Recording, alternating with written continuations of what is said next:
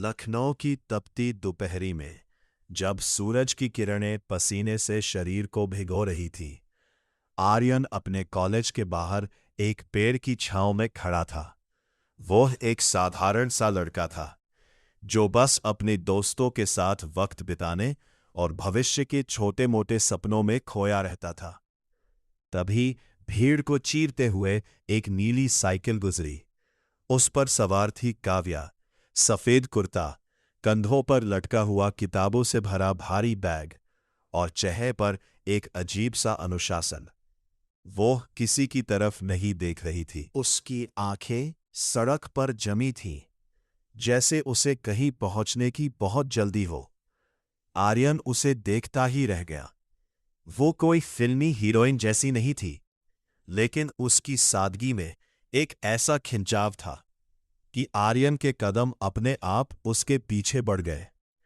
आर्यन के पास साइकिल नहीं थी, वो पैदल था।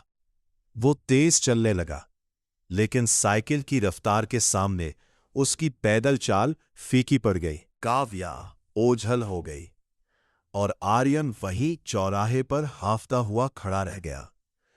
अगले दिन आर्यन ठीक उसी समय उसी मोड़ पर खड़ा हो गया। 1 घंटा बीता, 2 घंटे बीते, पर वो नीली साइकिल नहीं दिखी। दूसरे दिन भी आर्यन ने वही बेड़ा डाला। धूप तेज थी, पर उसकी उम्मीद उससे भी तेज थी। तीसरे दिन जब आर्यन हार मानकर लौटने वाला था, तभी घंटी की आवाज आई। त्रिन त्रिन।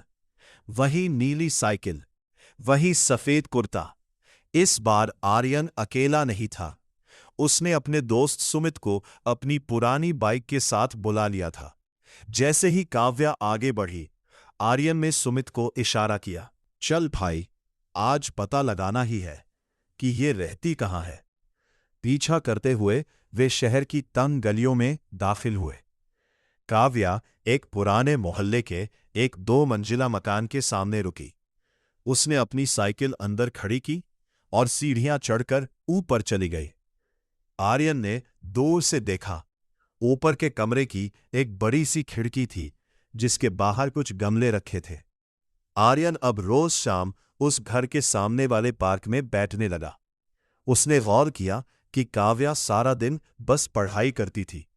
रात के 12-1 बजे तक उस खिड़की की लाइट जलती रहती थी और आर्यन नीचे अंधेरे में बैठकर उसे मेहनत करते देखता।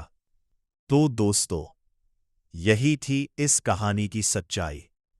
कुछ कहानियां अधूरी रहकर ही दिल में बस जाती हैं। ठीक है दोस्त, अब स्टोरी का अंत करते हैं। अगर आपको ये कहानी अच्छी लगी हो, तो वीडियो को लाइक और चैनल को सब्सक्राइब जरूर कर दीजिएगा। और अगर आप इस कहानी का पार्ट 2 चाहते हैं, तो कमेंट में पार्ट 2 जरूर लिखें, क्योंकि शायद ये कहानी अभी खत्म नहीं हुई।